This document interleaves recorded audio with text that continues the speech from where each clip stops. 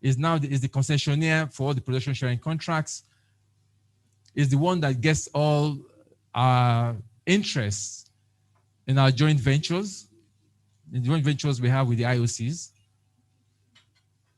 is allowed to restructure those joint ventures are allowed to restructure into incorporated joint ventures. I remember that's IJV argument, and the IOCs walked away from it, that they were not too keen on a formal marriage between their Nigerian subsidiary and NNPC. So it will be very interesting to see whether they'll change their mind once NNPC Limited is up and running. That could be interesting. A very strong board has been created for NNPC Limited with 18 specific responsibilities, trying to ensure accountability, trying to ensure that the business is run in a profitable manner, in line with corporate governance and so forth. So finally, the PIA makes a very strong departure from our former approach to governance and institutions. We have more institutions. Some of us think that we should have a single regulator, not a dual regulator, but there we go. We have to live with what we have. I very much doubt that there will be an amendment that would scrap one of the regulators or unify them. I don't believe that would happen. I'll be shocked if it does anyway. You see, the law has an emphasis on providing detailed powers and functions as a way to circumscribe the institutions. They tell us in detail what you can do as a way of making sure that you don't act outside your powers. The rules of the game, in my opinion, will be established when we operate the act, especially if there's no major conflict between the minister and the dual regulators. It's likely there will be tensions. I think any new system would show some signs of tension as the parties get used to what's going on. The regulators themselves will not be completely be on speed. I see DPI has been known as our technical regulator. They've never been known as a commercial regulator. Now suddenly we have this commercial function given to the new regulators. Unless they're going to employ a significant number of people from outside to bring in that expertise, there will still be some kind of struggle between emphasis on the technical elements and the commercial elements. But on the last note, to say, it's with the good corporate governance that will determine the success or otherwise of NNPC Limited. But the time is running out. We have to start, and then we'll see whether we can actually put the law into practice. On that point, I say thank you very much for listening.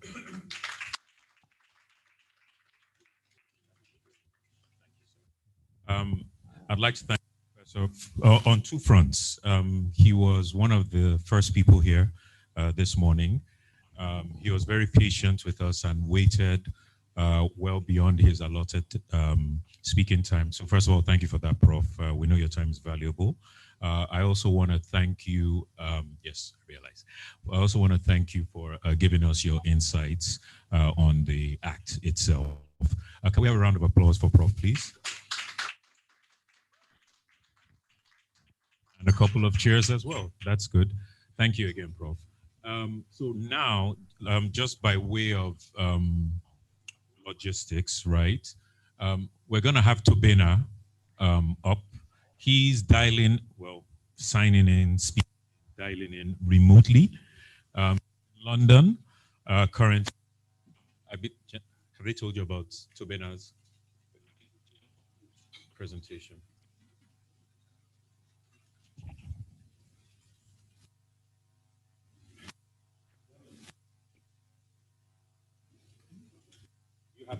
Hi, can you guys hear me? Dayo, can you hear me? Or Sorry about this, ladies and gentlemen. Bear with me.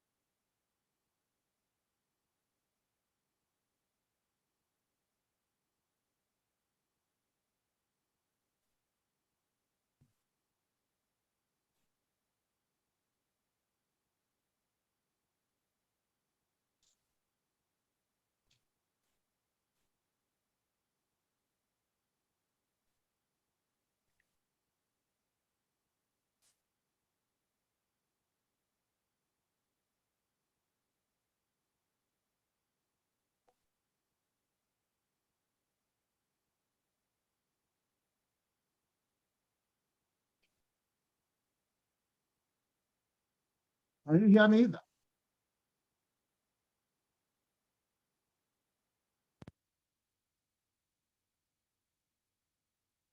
Mayo, can anybody hear me?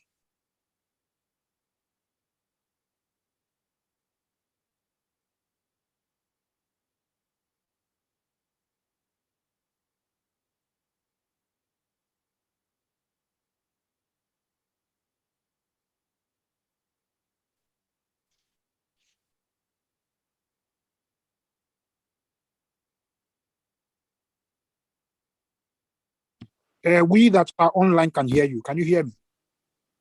I can hear you online, but I don't think they can hear me. And I just have about 5 minutes because they've run out of time.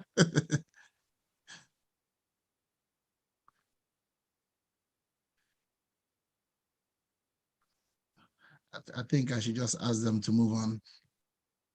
So.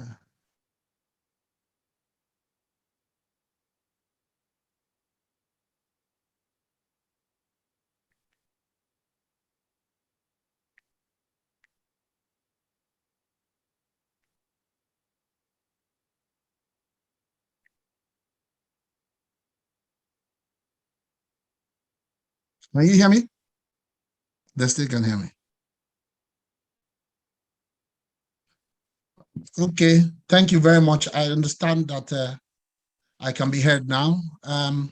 Unfortunately, I have about 3 minutes to go. This was supposed to be a 1-hour delivery, but we're running behind schedule. I thank the organizers for putting together this very wonderful session. Those of us who've been online have struggled to follow with what's going on there because of poor connectivity. Anyway, I've been asked to look at the commission and the authority.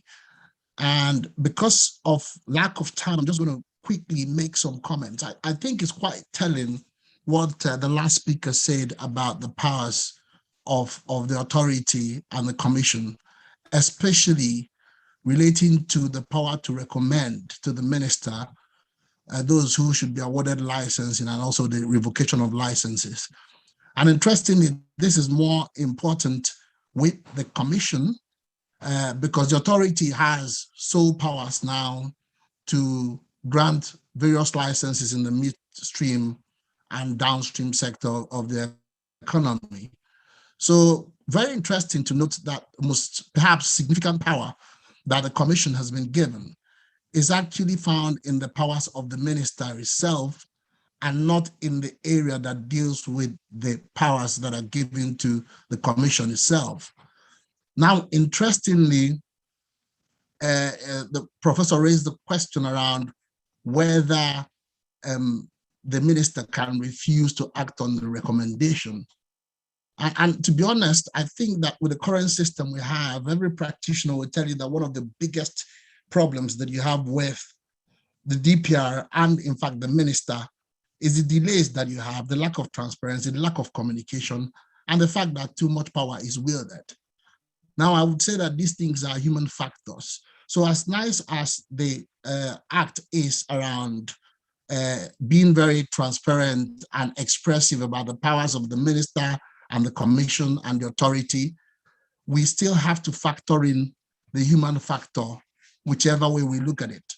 And it is the political will. And to be honest, this country, I think a collaborative effort between those who are actually appointed to these offices and also those who operate in the system and the advisors that advise those who operate in the system, it has to take a collaborative effort to make this work.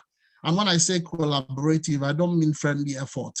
I mean that those of us who are lawyers in the room would have to understand the remit of the powers of each of the players on board and actually seek to use our powers, our knowledge, and the tools in our hands, including the tools of judicial review and other administrative law tools to make sure that people do not abuse the powers that they're given. And this is the only way perhaps this can work. I mean, there's been an argument, and I'm going to run through very quick because I have just about a minute now. But there's been an argument and a discussion about whether the two-tier system works. It really doesn't matter to me. But what would matter to anybody who practices is whether you get the service delivery that you need efficiently and effectively from the authorities involved. Yes, they've referred to Steve Orasaya's report and all of that and said, we're trying to harmonize agencies and people are trying to create more. The most important thing is that a lot of time was put into getting to this point. And hopefully, if it is administered properly, then the frictions that you expect to see and the issues that you expect to have, we will not have them. The objectives of the commission, now looking at the commission itself, are very clear. The commission is responsible for technical and commercial regulations of the upstream petroleum operations. As such, the objectives and functions of the commission are limited to upstream operations. But just to say that it is very wide, and a lot would depend on the people who are appointed to those positions. If people in the commission are knowledgeable, have the intellect and the personal political will to do what they need to do, then I think that the commission would be very, very effective, especially more effective than what we have currently, which is part of the problem that we have. And just to make a general comment, if you talk about the implications of the creation of a commission and the authority, I think it's more important to just mention that the fact that we've been on this journey for about 18 years is really disappointing and has had debilitating effects on the economic situation in Nigeria, because of course, many final investment decisions were suspended or people didn't even want, because nobody wants to go to a terrain that is uncertain. I know a number of transactions we did and we had to write on every iteration of the bill, discuss and all of that. And it didn't make any sense. But I think now people at least understand what the whole field is about. Now, the objective of the commission include the regulation of upstream operations, including technical operation and commercial activities, amongst other objectives. It does appear to me a credit must go to the parliament for not leaving any much room to speculation as to the extent of the powers or functions of the commission, because if you look at the act, you will see that it's quite detailed, and I think the professor mentioned it in terms of power. What this means for us as lawyers really is that a commission or the authority or any government agency is a creature of statute, and to that extent must act within the confines of the rules that regulate it or the enactment that created it.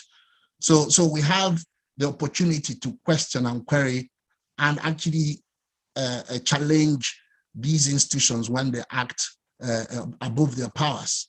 A new and interesting introduction to the regulatory functions of the commission is the fact that it also handles the commercial elements of regulation in the upstream sector.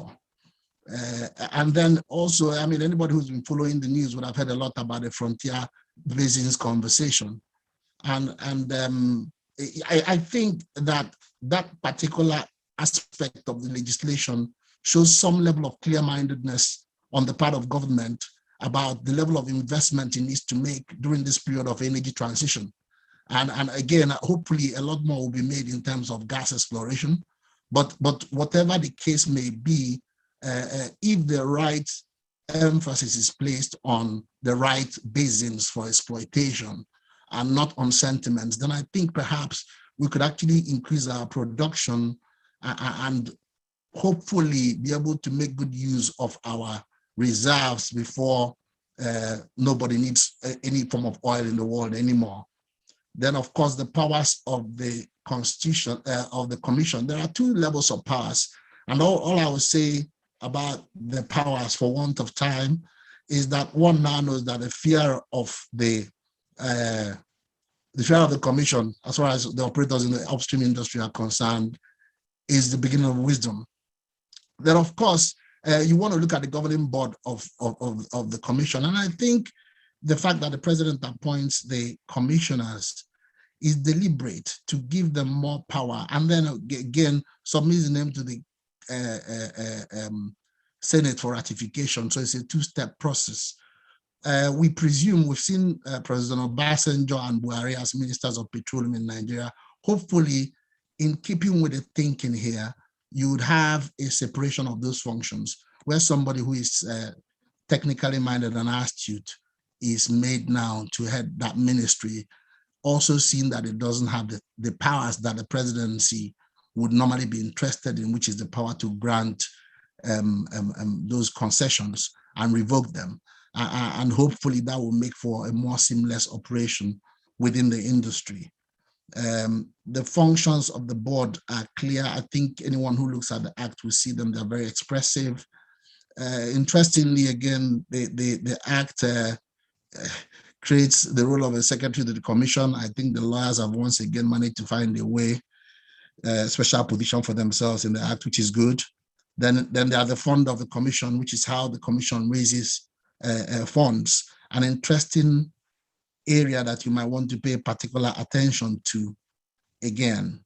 And that is the much for the fund. The authority is similarly structured to the commission. And because of lack of time, I'm not going to go over it. But I think what we need to know fundamentally is that it regulates the midstream operations and also the downstream operations. So extensive power there. And that the power to grant licenses are solely its responsibility. So it's not now a question of recommending to the minister.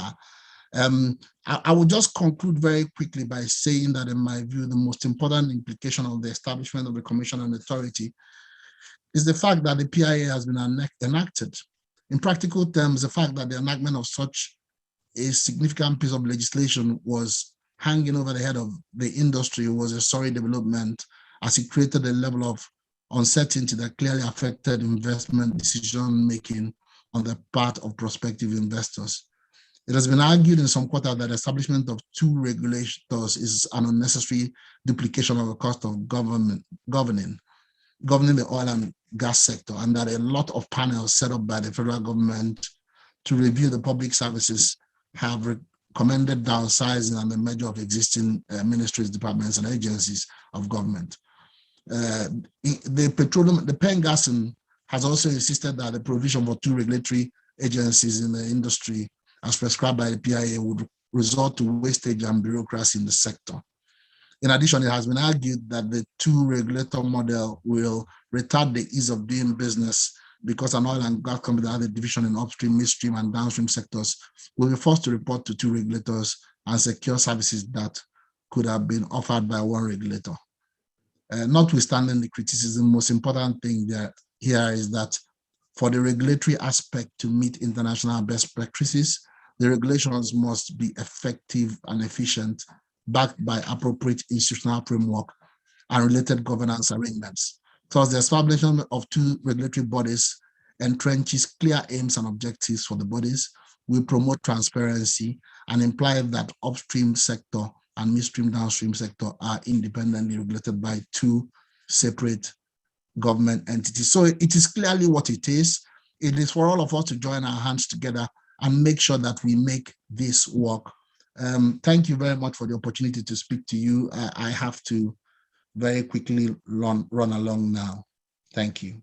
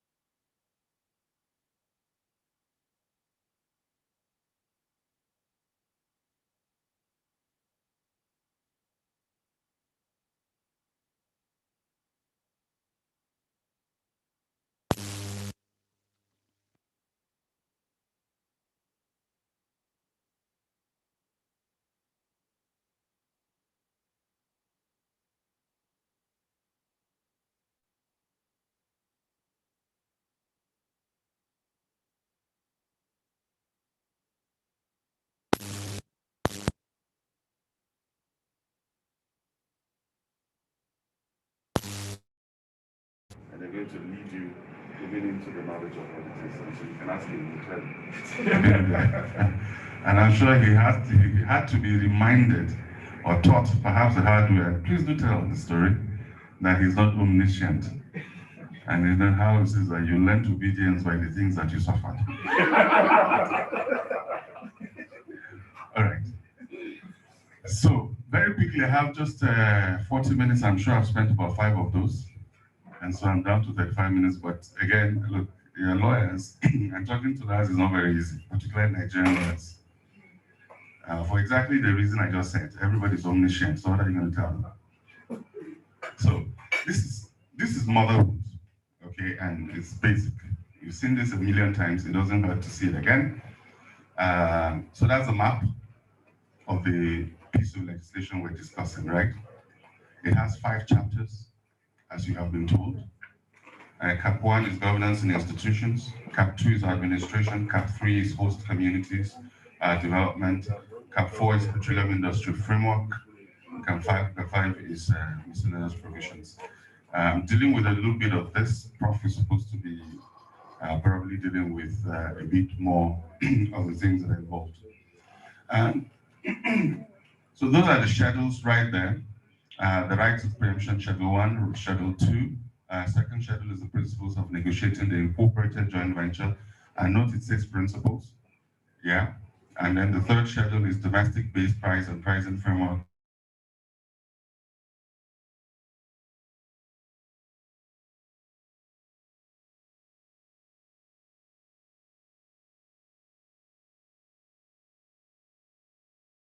This is mapping out the Cap 2. So this is basically an overview of the chapter 2 on administration, right? And so it gives you at a glance what it looks like. And what does that look like? So the objectives and management of the petroleum resources are contained in what is called the Part 1. Then the administration of upstream petroleum operations and environment are contained in Part 2. And then administration of midstream and downstream are contained in Parts 3, 4, and 5, I believe. Okay, that's why we put it that way. We grouped it that way for ease of understanding. And you know, for the most part, when you've mapped it like this, then it becomes easier to read and to sort of do deep dives and all that. You remember what they said? You know, God forbid that the lawyer should know all the law. We just know where to find it. So this helps, right? And then other matters related to midstream and downstream is Part 6, and then Part 7 is the common provisions for upstream, midstream, and downstream petroleum operations. So that's an overview, as you see there. So a few of the key attributes: Administration of Petroleum Industry Act key provisions. Just sort of taking us through it, turboing through it very quickly. Sections 4 and 29. Then begins to deal with what I refer to as the segmentation of petroleum industry. And it's probably more than this. I didn't get to, so don't take it too seriously. It's probably just gets you started. But what's the big talking point here is that the petroleum industry historically, okay, again, I don't want to get into sort of advocacy mode and make those arguments, normal arguments, but the Petroleum Act, you know, one of my sort of criticisms of it is that it is a little more than a licensing regime for upstream activities in its original design. Upstream activities, oil, not even so much upstream activities, oil and gas. I mean, gas, for good reasons, was an afterthought. We didn't know what to do with gas until LNG came along as a technology.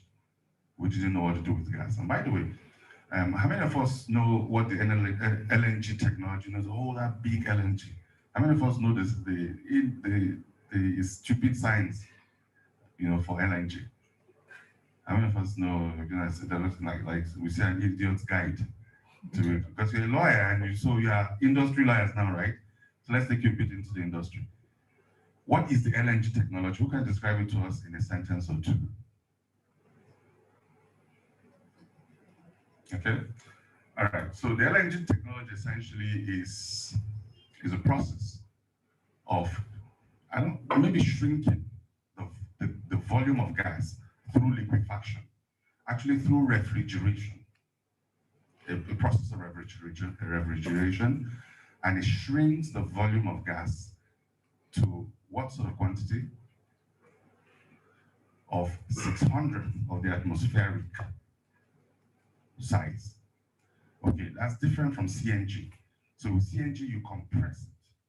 The technology is different, and you compress it to about 1/6. Compare that to 600. So that's a lot of shrinkage, and it becomes liquid, which is why the LNG technology is a liquefaction technology, hence liquefied natural gas. Okay? And when you take it to the destination, what do you do to it in turn? So the receiving terminals is run as what? Regasification. And that process is a what? Is a heating process. So you remember that you refrigerated it to cool it down. And so when it gets to the regas terminal, you do what? You heat it up. And then it does what again? It expands. And you chuck it in the pipeline, and there it goes. Okay. All right. So we didn't know what to do with it until LNG came. And then we could monetize gas, essentially. That's it. But what's been really sad, so apart from the fact that we were upstream oil focused, we were also essentially export focused.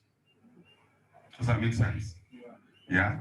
And so the philosophy of petroleum exploration in Nigeria is encapsulated in the nature of the right conferred by the licenses or the leases.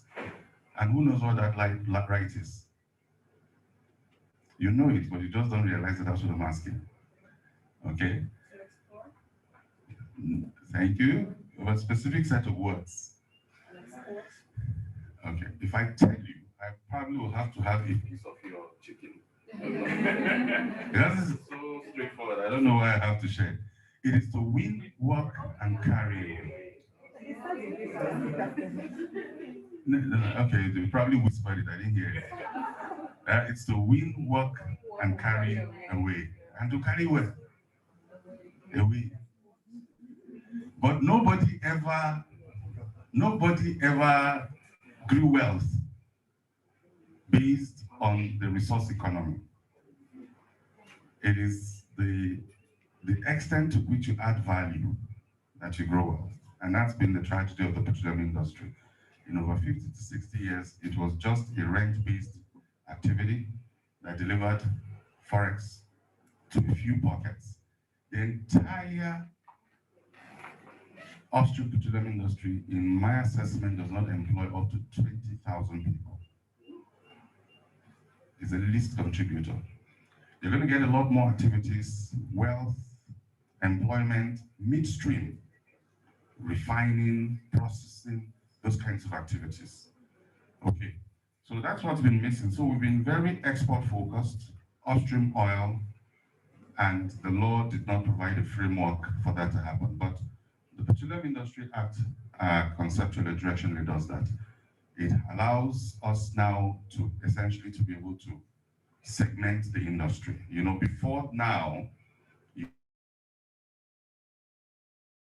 basically told the story of the petroleum industry through terminals. Is that correct? You know, if I say Kwaibo, what company am I talking about? ExxonMobil. Okay, so vertically integrated businesses.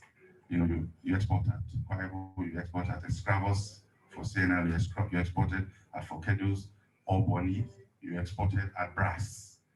You know, and that's why you really didn't think or talk about petroleum operations or the petroleum industry in terms of local folks, because the amount of capital required to play there was just too much. But the thinking is different with the PIA. There is now a recognition of the fact that if in fact if you're an upstream company, you are really expected to stay upstream, and then your midstream activities are supposed to be parceled into separate companies. So for the purpose, for fiscal purposes, for regulation purposes, for licensing purposes. That's changed, okay? So the segmentation of the petroleum industry is what I wanted to explain. And then we have what we call institutional bidding process. Now, I don't know what was taught during the institutional framework, but what was wrong, and very wrong, with the petroleum with the institutional framework before now, is the fact that the powers and the duties of policy making and regulation was invested in one individual.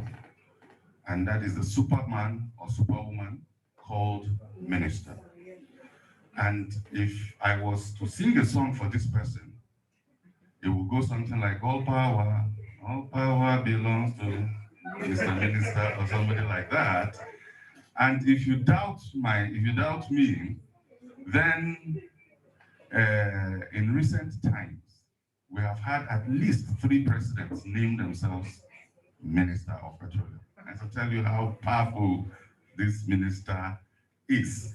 And the language there is the minister me. The minister me. And in the last how many years, the minister hasn't. Bids. I mean, how on earth, in today's terms, yeah, when we're talking about the energy transition, and usually, if I wasn't talking to lawyers, we start the story with energy transition. At least the highlights of it. Don't worry. Wherever we stop, we stop. Hard stop. No, not you. Sorry. No problem. You know, and as I say now, yeah, but just look at the distance between acreage rounds, marginal fields. Would you believe that this, and I don't want to say what's in my mind, attempt at the marginal field round that we had came 17 years after the last one for marginal fields. In order for an asset to qualify as marginal fields, it has to have been undeveloped for how many years? 10 years. And you're looking at an industry that is basically undergoing the sort of change that is going. Global best practice for many years now has been annual, yearly bid exercises. I mean, acreage exercises and the rest of it. So the good thing here is that there's now institutional bidding process. Even though the minister is still responsible for awards, okay, the minister would award based on the recommendation of either the commission in respect of upstream licenses or the authority with respect to midstream to downstream licenses. That introduces to it some measure of structure, hopefully. And that's sections 73, 74 lays it out, and I believe the rest will be dealt with on the back of guidelines, the right guidelines. But in the law, it's there. It talks about another thing that was not happening very well with the petroleum industry is our acreages. Our acreages tend to be too big, and you can hold on to them for too long. Okay, we have among the sloppiest acreage regimes. So we say we have a smarter relinquishment procedure, which is, I think we will refer to generally as drill or drop, which requires you to work with the field very vigorously. If in 6 years you're not then producing anything, you're required to relinquish. Then there's the crude oil and gas delivery to domestic markets. Domestic markets, I imagine that some people would have talked about that a bit more. Similar to the, I mean, of course, we've had with us for a while the DSO, the domestic gas supply obligation. So there's the equivalent of it today, which is then the crude oil delivery to the market obligation. There's been a few discussion around this, whether the price recoverable from it will be still dollars or it will be naira. I'm not sure there's clarity in the law with respect to it, but it's there. And then you have the marginal fields now will be awarded as licenses by themselves, and that's a useful development. Why? Because it will help its financing generally. Then there's the much talked about Frontier Exploration Fund. I'm not a fan. I think it's a good idea if it came a few years ago. In the context of the energy transition that we're talking about, I do not believe that state funds should be committed to exploring for oil. This could be on the back of private intervention, on the back of private intervention through tax breaks and the rest of it. But it is what it is. We have it, Section 9, and then the Midstream Infrastructure Fund, which sits with the authority. Sorry, I think the Midstream Infrastructure Fund actually sits with the NNPC, not the authority. Again, there's a bit of debate around that, whether it should in fact sit with the NNPC Limited, or if it in fact should sit with the Sovereign Wealth Fund. There are people who argue that it probably should sit with the regulator, and there are those who feel that it probably should sit with a more neutral entity such as the Sovereign Wealth Fund. Personally, I align with that point of view. We can have a conversation about that later.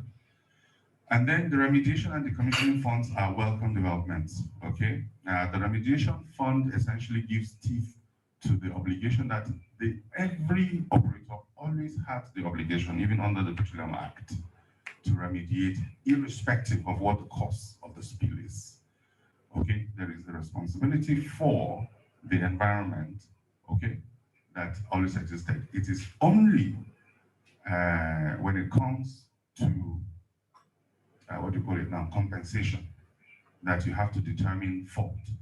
And, you know, in terms of the litigation, again, if you are engaged in litigating in this space, there are people who have attempted to invoke Rylance and Fletcher as a basis to recover. I don't know to what extent, but if you open that door, then perhaps you'll be killing petroleum operations in totality. Anyway, so so you have that, and you have the decommissioning fund. The decommissioning fund is a welcome development indeed, because prior to this time we didn't even have decommissioning obligations statutorily. There are guidelines, DPR guidelines, but it is a good thing that it's been elevated to statutory level, and to give it teeth, now you have a fund that is set aside to do so. Otherwise, as we have seen, even the dinosaurs can actually go extinct overnight. I remember when I joined and he outed me. I don't usually like to say that I was in share, but I remember when I joined, I mean, it was completely inconceivable, unthinkable, that we wouldn't have Worry Western operation. I don't know how many of you are close to the system. I mean, but today it's gone. And what are we discussing today? The possibility of Shell upping and disappearing from the country entirely. I mean, now they're thinking about parceling out the entire company. Now, not even asset sale, and now thinking about company sale. You know, whether it's one person that will buy it or they'll parcel it into for the investment purposes or whatever else. We don't know. We're watching that space. Okay. But my guess is that there's probably going to be a stampede or herd mentality. So what we're having right now is people can up and go any moment, and we have to be responsible towards the environment. And so the decommissioning fund is a welcome development, a little late in my opinion. We should have done this a long time. EITI principles have been embedded within it, such as beneficial ownership, FOI, and the likes of it. You know, they're no longer outside. So you can't, I mean, payments to government, payments by companies, and those types of transactions that were hitherto subject to confidentiality have been opened up for scrutiny. And that's, from the point of view of accountability, is probably a welcome development. And then we say that you can now create security interest over license. And if you, again, so there is a paucity of funds generally to fund, I mean, to bring opportunities to, paucity of funds to bring opportunities to fruition. But it's even made more challenging when you can't create a security interest over the license. Not only can you create security interest over the license, I believe now that they're receiving a registry of leases and licenses. There's a provision with respect to that. So it improves, to the extent that funds are available, your ability to fund because recourse, the right of recourse was always a big issue. That what if the operator is profligate, is wasteful, and the Nigerian petroleum economics is completely different. Have you noticed? That people tend to overbid for assets. Wow. Yeah, because again, generally as a people, we take, somebody says the black man, and forgive me, I know this has been listened to everywhere, but just take it as a light-hearted comment, okay? This is the black man, takes a real estate view to assets. But other people take a what? A cash flow view to assets. So it is, when you have, say, Babolo has oil, this and so, you really just widely over. People forget that every prospect has a life cycle value. It is not an endless fountain of wealth. Ladies and gentlemen, can we reduce the talking? Out of respect of the speaker. Thank you. Oil and gas, so you want to learn this. It's the non-legal one that is the value I bring to you. Because all of you are lawyers, I can't teach you the law. So listen to all the non-legal issues I tell you. That's probably the things that I know a bit more than some of you, okay? But every asset has a life cycle value. So there is no petroleum asset that is an endless fountain of wealth. That once you acquire it, you just put the tap and it will be producing money, money, money, money. Do you get what I'm saying? So if you do not understand that, you go into a bid exercise, you tend to overbid because it is not the responsibility of the seller to educate you. It is your responsibility to have carried out your studies, know what the value is, and know what to bid. So a lot of those who have bought assets have bought what is referred to in the industry as zombie assets. Do you know what zombie assets are? Those are assets that are good only to produce and pay down debts. That's a zombie asset. But the Nigerian economics turns it around, because you can take an asset that is worth $500 million and go and raise a credit facility for $2 billion and be living off the facility. And then your Babolo, I will give you chieftaincy titles. Okay? All right. So you can. You've been here since morning. That's why I'm hoping to make it a little light so that you're not bored. But I will, please keep me honest. Just we'll stop when we stop. You're good for that. Okay, thank you very much. So I talked a bit about the UTM grade system, which is better, and better relinquishment rules. What that means is that the regulatory size of leases before now was about 500 square miles. That's a lot. I mean, if you think about it, one OML alone that was recently divested spans most of metropolitan Port Harcourt.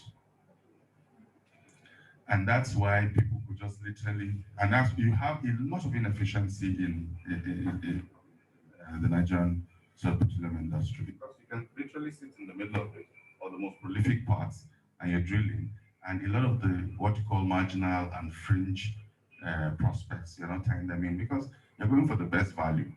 But ideally, if you have what the rest of the world had migrated to a long time, the UTM grid, which is 2 kilometers by 2 kilometers, then that's a lot of work for you and me.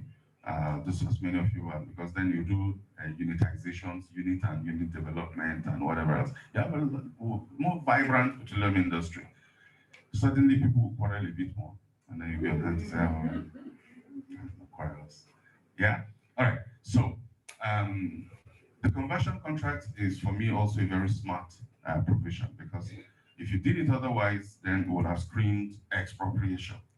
So better fiscal terms, but hey, if you're going to benefit from this, give us up to 60% of what you currently own. Because remember what I said, that already there is a lot of what? Inefficiency. You're sitting on far more than what you require. So we're saying, and to make it big of what is the most valuable to you, and this is what the economic proposition is. And then you can take it. But that's again a fair bit of work for those who are are looking for work. So if you can talk about these things and quip about it this way, hopefully your friends will be like, we need this person on our side, okay? Because, okay, you can, let me slide. Okay, so the conversion contracts and the gas flare penalties are no longer cost recoverable. How many of us realize that gas flare penalties were hitherto cost recoverable? Yeah, which is ridiculous. So in other words, it was just a cash flow issue for the operators, because eventually they recovered whatever they paid as penalties. Okay, so it is now an actual penalty that if you flare gas and you pay it, then you can't cost recover it for tax purposes. Then you feel the impact in your pocket, and which is why then you said that the penalties were, I mean, they were pittance for a long time. How many of us remember when the minister, I think he was one of the ministers, hiked the gas flare penalty to $350, and the industry just basically ignored her. Okay, so I give her. Sorry. Powerful minister, but they ignored her. How many of us remember why they ignored her? It's just a little nuances, just a little bit of leaving you, takeaways and mementos, right? Okay, because the minister's directive was by way of what? The minister's directive was by way of, it was by way of a directive or a directive. But meanwhile, the law said what? The minister may, by regulation, and for whatever reason, the minister either didn't want to shut down petroleum operations. Exactly. So they were just doing body movement. But Nigerians will have seen the news item, 350. Well, nobody was paying 350. It's not like that today. If they say 350, they better be shaking. So if you think about the gas flare regulation, that's where I was taking you, right? Okay, which is about that. I mean, it's a graduated sum up to a certain volume, 350. And I'm going to say she can talk to it. Yeah, then that can really hit your pocket. Right. So UJVs can now transform into IJVs for funding purposes. Expect to see the national oil companies sell down to under 50% in order for that venture to be bankable. But that's my thought. I may be wrong. But if you think about NLNG, federal government's stake at NLNG is 49, as opposed to its stake Upstream, which is at least 55 or 60%, depending on what joint venture. So, and then we said that the dumb gas regulations were essentially embedded or in the Act, and so that's been elevated to statutory levels. So I was asked to look a bit at this. I'm not a die-in-the-wood kind of downstream person, but I made some just notes here. This will be shared, I believe, and then you can read them for yourselves. After all, you are lawyers. So, this is Section 29 of the Petroleum Industry Act establishes the Nigerian Midstream and Downstream Regulatory Authority. You already know that, right? Yeah. Right. So what's the big story? What are the big stories? The creation of the midstream and downstream gas infrastructure. And the big issue around there is that because sometimes when we talk about the law as if it's in isolation, it's really not in isolation, right? You've got to think about law, policy, the implementation of everything. Is that one of the big impediments to monetizing gas, the developing gas, has been what? Infrastructure. You need to be able to move the molecules up, down. Yeah, you need to move it up northwards. You need to move it. The east has to flow both ways. Yeah, you have to reverse flow in order to be able to adequately supply everywhere. And then you can create industries along those sort of lines. So if you think about the way, I mean, if you think about the Aba industrial, whatever, if you think about Abarauta, if you think about Ikorodu, all of that is coming down from the Alps, the Scravos Lagos pipeline system, which beaches here and then tees off from here as the WAPI, and which is Atakuradi in Ghana. Yeah. So the creation of the infrastructure fund is a welcome development. What it portends or potentially holds is the ability for government to put its money where its mouth is, to be able to invest in backbones, backbone infrastructure, or perhaps just contribute seed funding to those kinds of things. I made an argument at some forum house yesterday that I hope that this would not attempt to take on the burden of providing infrastructure, because again, that apart from the fact that you'll be committing public funds to long-term projects and neglect, the things that you require, utility, neglect things that you require money for. It is also that if you think about NGC, and I hope I don't get in trouble for this, you also don't want to create a government monopoly over infrastructure, because some experience that some of us have had is that some people have not behaved very well once they have the sort of powers of monopoly. So hopefully you want to bring in private parties that is not government, and then government can regulate them. Okay, all right. And so another one is the removal of subsidy. Essentially, as you know, this is the basis. Not a lot of people realize that there was a statutory basis, actually two, for the imposition of for price control. Okay, which was the Petroleum Act. I'm trying to remember the schedule now, and the Price Control Act.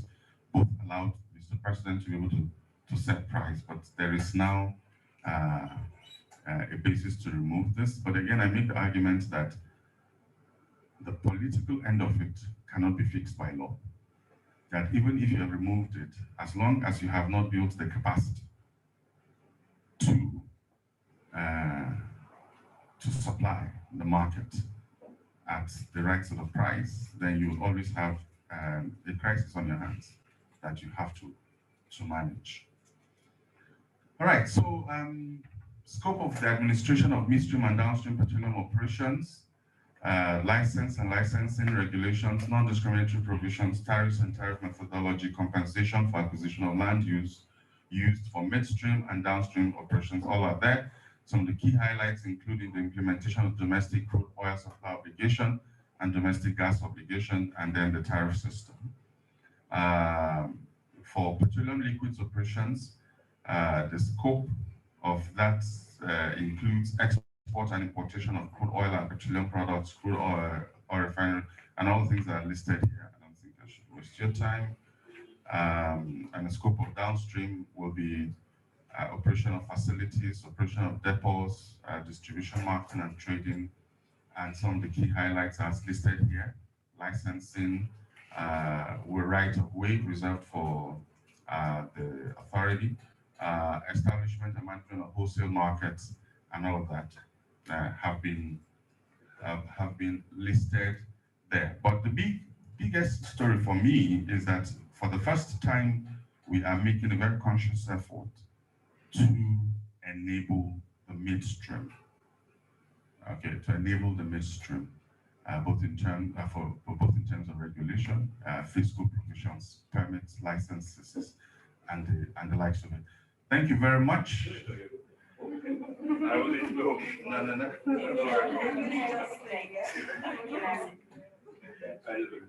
That was prepared to keep you here for 2 hours as far as it's concerned. Thank you very much. Ladies and gentlemen.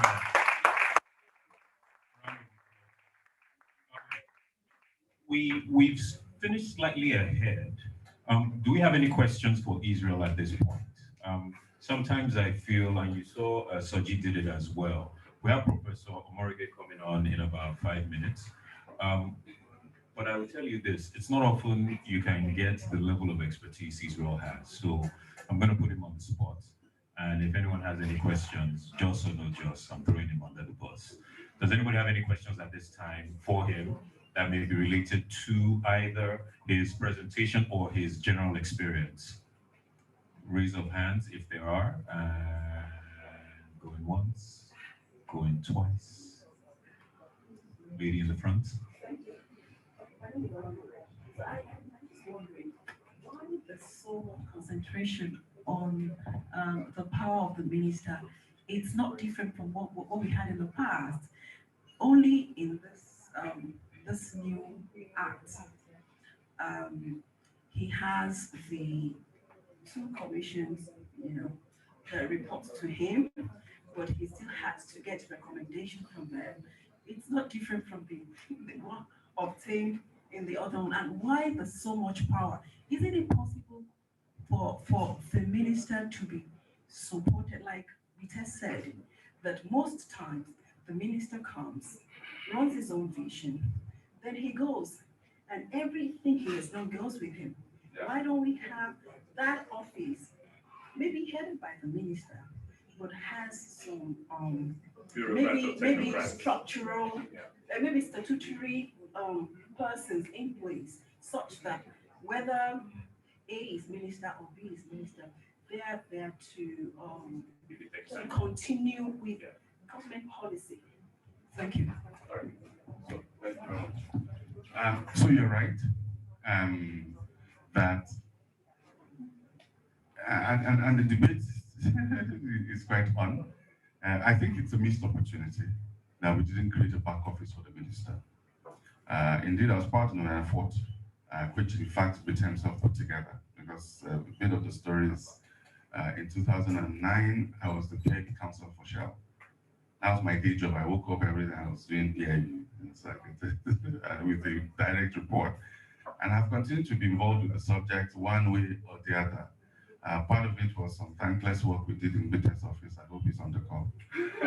He thanked me, but I'm not sure anybody else knew about it. And so we created then what was called the Petroleum Industry Reform Bill, which is in fact the governance and when that the government of the day didn't have the will to take it into, take it into law, that the provisions were literally drip fed into what sort of come to them. Bitter takes tremendous credit for a lot of that effort, especially as STA to the minister and even in his personal capacity.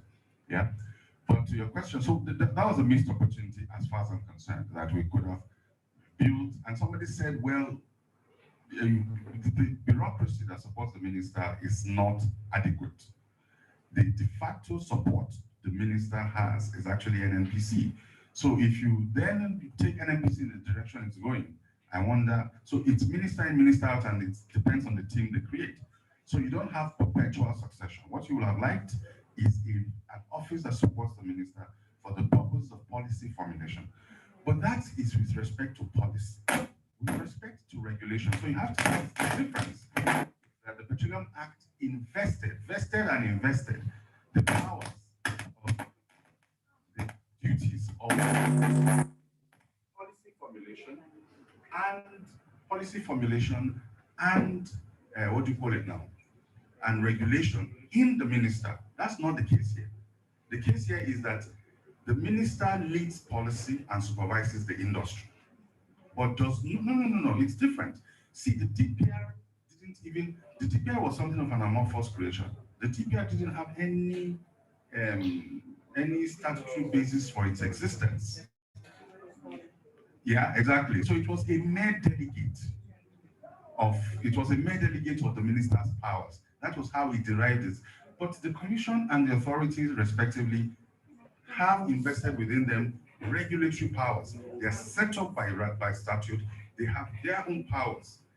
And it is only to not allow, I imagine, a leaderless space.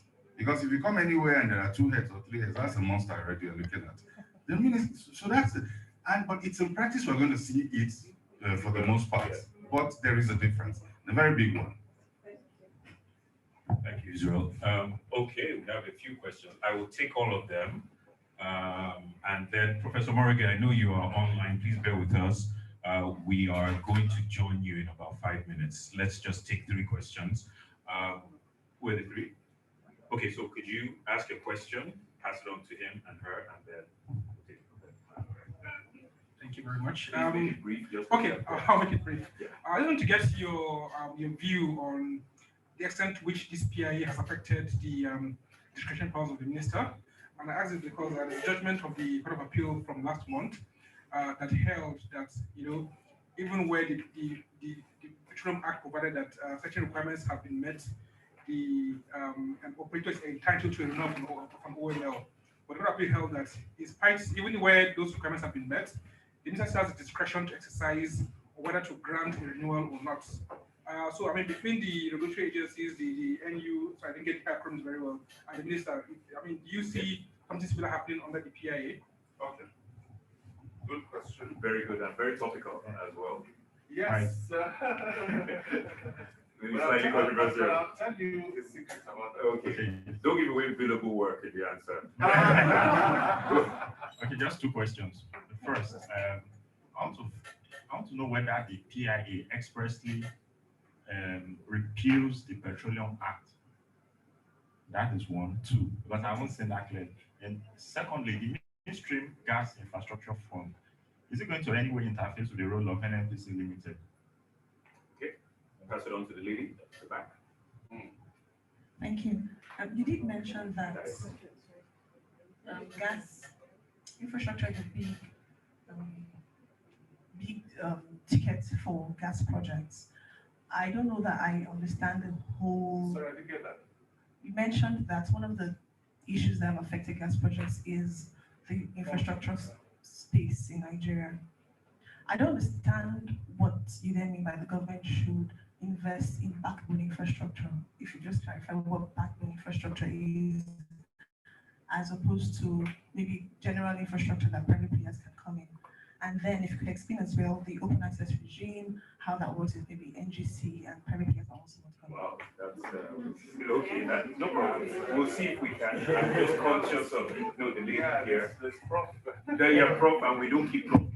But anyway, we'll do what we can. Sorry, Israel, one more question. I'm sorry. Let me just build on the question that someone had asked already. So it's around the conversion provisions, right?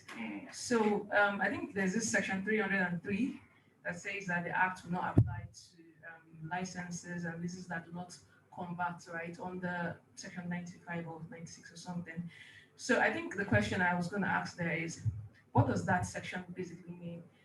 Is it that the PIA is there, and then you have the existing licenses that do not convert, and then they can keep working under the terms of their existing leases, as well as the Petroleum Acts of 1969, so to speak, and all the provisions of the PIA do not apply to them until they convert. And now, why this is actually an issue is because of the host trust terms, basically. So because everybody is sort of sentimental around that particular part of the act. I understand that the host communities are quite important, but then you have like terms that would actually, so you have questions, you have terms that will actually impact the pockets of the IOCs and all of that. So you have to have your contributions and all of that. So the question is, does the PIA in its entirety not apply to licenses and leases that are not being converted or selected? Okay, so you've got an 18-month conversion period.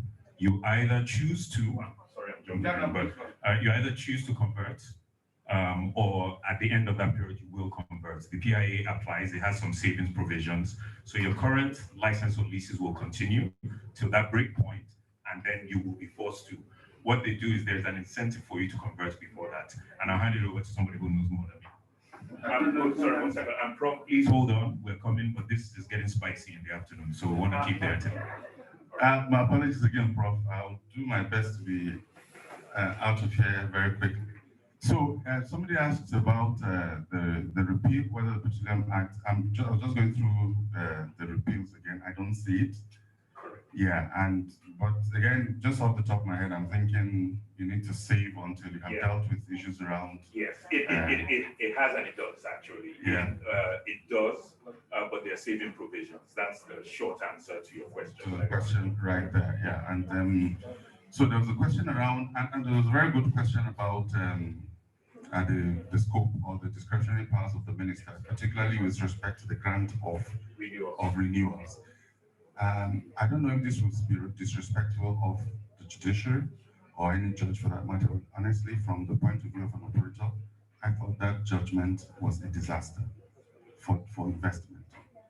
To make the argument that the grant of a lease is subject to the discretion of the minister. Do you know what that means?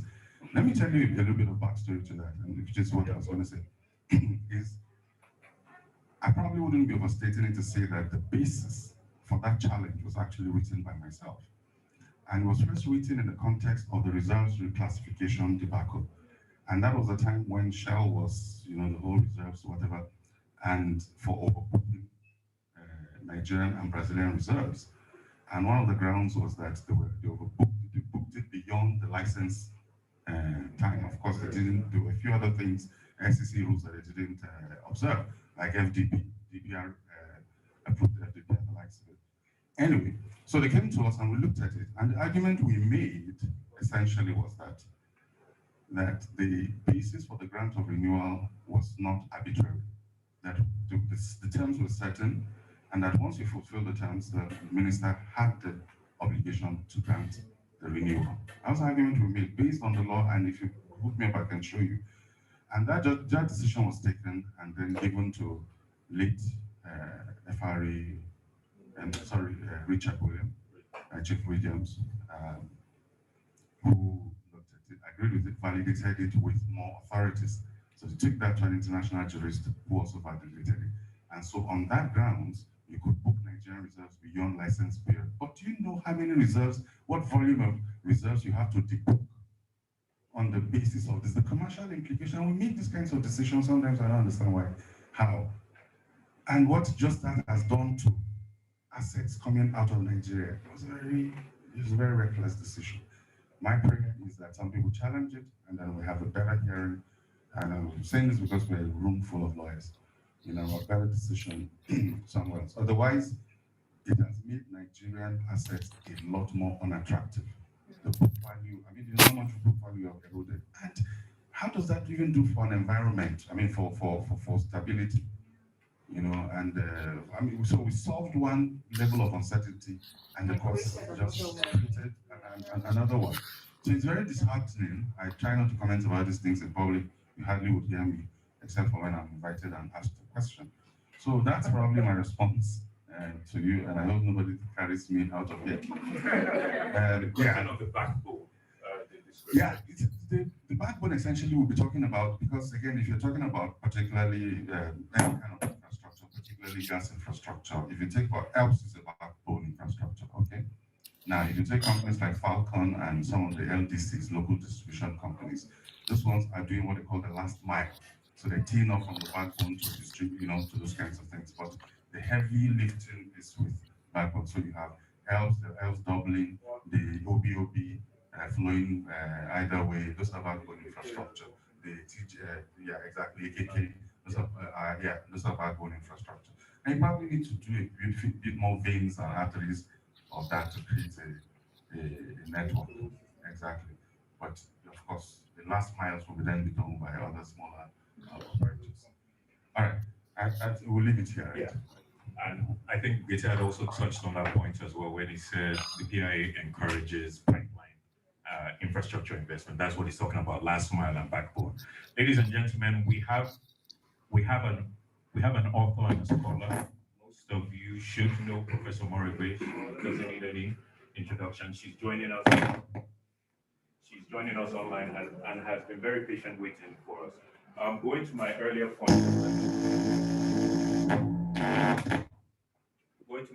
point about the confluence. Professor Morigwe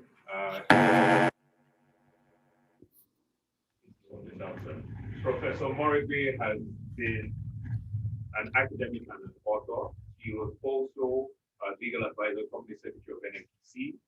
She's been the Dean of Law at the University of Ibadan. She's also would you like it? Okay, yes, so I'll just say okay. So she has a confluence of academic and professional, as well as having work development as well. Professor Morigwe, thank you for joining us. She's going to speak to us for an hour, but it will include question and answer. So I will just hand it over to Prof. Thank you very much, ma'am. Thank you very much. I want to. Sorry, Prof. Sorry, can you hear me? Okay, can you check you're not muted? Can you hear me? No, I'm not muted. Can you hear me? Online. Okay, so, sir.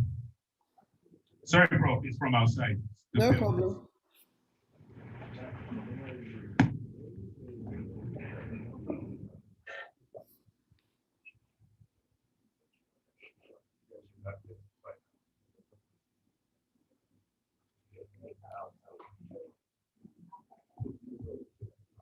Yeah, there's a sound issue, so probably ready, but so the online people can hear us, but not us here. They need to join us. Maybe should I kill this? Maybe that'll help.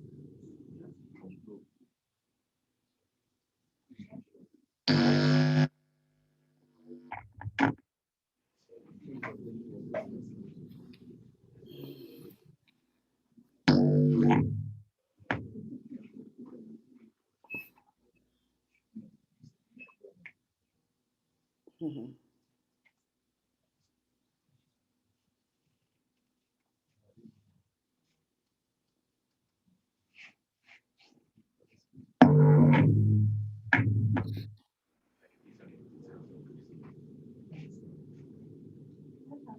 Okay, Prof. Can you hear me now? Can you hear me now? Yes, can you hear me? We have, oh no, we can't. I apologize, Prof.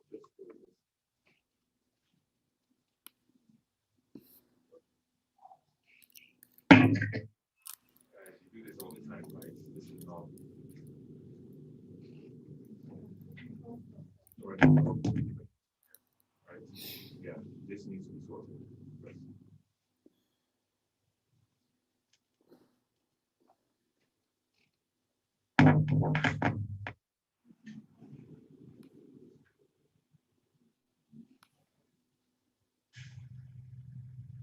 Okay, oh, sorry. You try now. I apologize. Can you hear me now? Okay.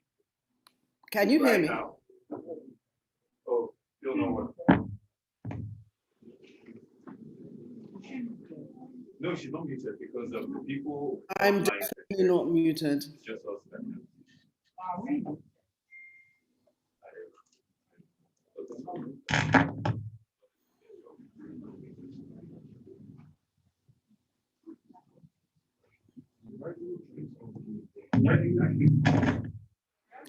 Hi.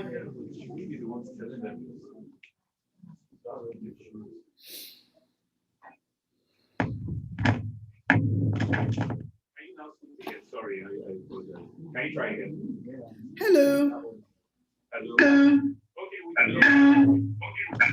You can hear me? Please confirm. Can you hear me? No, but she keeps on speaking, so it's okay, Prof. I think we've got you now. Okay, hi. Can you hear me now? Okay, yes, we can. Thank you very much. Okay, thank you. I'd like to share my screen, please.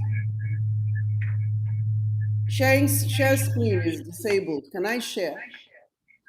Can she share screen? Enable yes, it. Enable me, please. Yes, you need to enable share screen. Enabled me.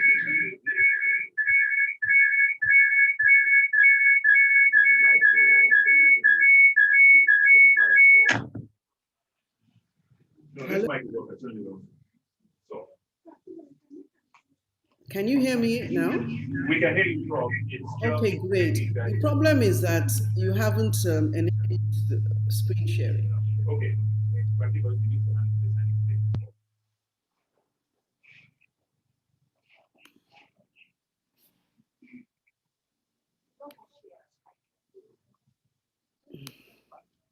Okay, if you're not able to enable it, let somebody there put the put on my slides because I am still disabled.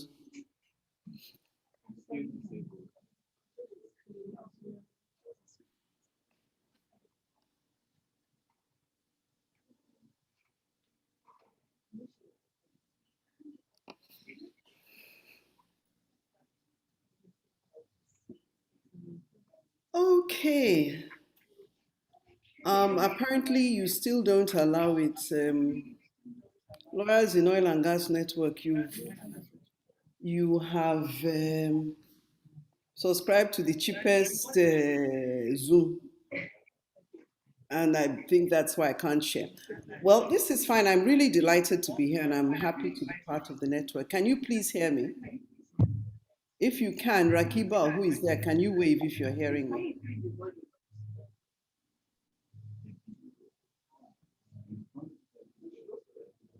Hello, Prof. I hear us. I hear you. I have heard you from beginning to end. Do you hear me? Okay, let me try sharing my screen now. Ah, you've now allowed me. Thank you. Sorry for the. No problem. Can I move on now?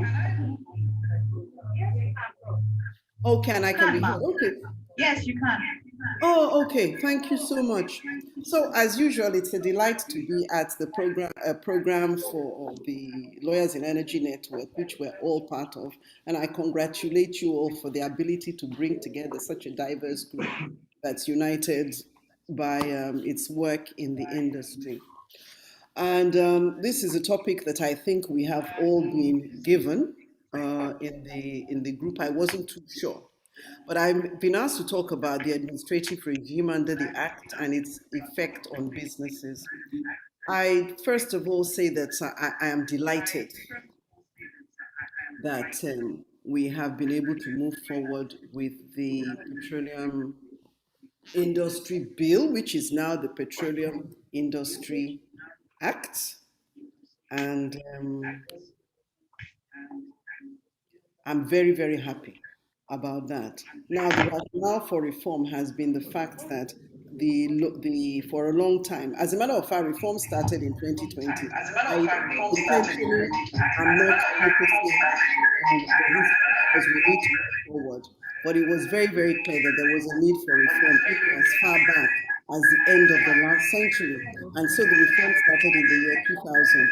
It was clear that even at that time, the law couldn't keep up with the realities of industry. So it was clear that we needed this law right at the beginning of the 21st century. It's a little sad that we've had to wait until the 21st year of the 21st century to bring the law into place, but it's better late than never. So that is my approach. It's better late than never. My approach is also that it is going to be workable the way it is. It is, in fact, workable. And so we're going to move on from that. But one major point I'm going to make, and I'm making, is that implementation is key. Especially now, implementation is key. And I keep on harping on that because very often in Nigeria, that is our weakness. So it's very clear for a long time, for the whole of this century, the laws that we have been at variance with what is needed for a modern, viable petroleum industry. So what do we have now? We first have a very significant and welcoming piece of legislation. It has taken a very, very long time in coming. I have to say that I believe that at a point in time, maybe you will do it, but definitely some other bodies need to do it. There has to be a very in-depth discussion on the Petroleum Industry Act, x-raying it right from the beginning to the end to come out with different observations from whatever your perspective happens to be. But it is important for us to be very in-depth for the whole of this discussion laws that we have been at Sorry, can you hear me? Modern end to come out with different observations. Okay. Now, the law itself, unfortunately, and I'm not going to deal with that, I would just say that the law itself did not really show that the legal draftsmanship played a key role in its formulation. And so very often clarity is an issue. That has been an issue with me when reading it. And so I will not always refer to the sections, but definitely for you, you need to know. I think that there's going to be quite a lot of judicial and administrative interpretation of different clauses at some points in time. Now, with the passage of the Petroleum Industry Act, 10 Hello,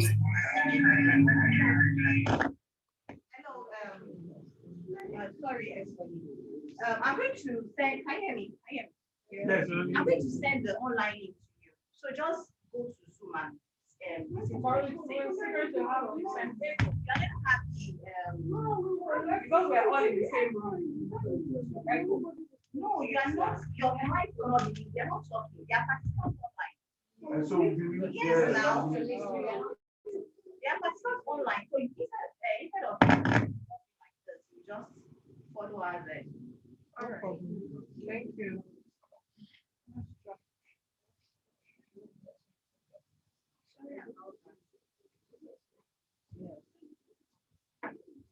The email.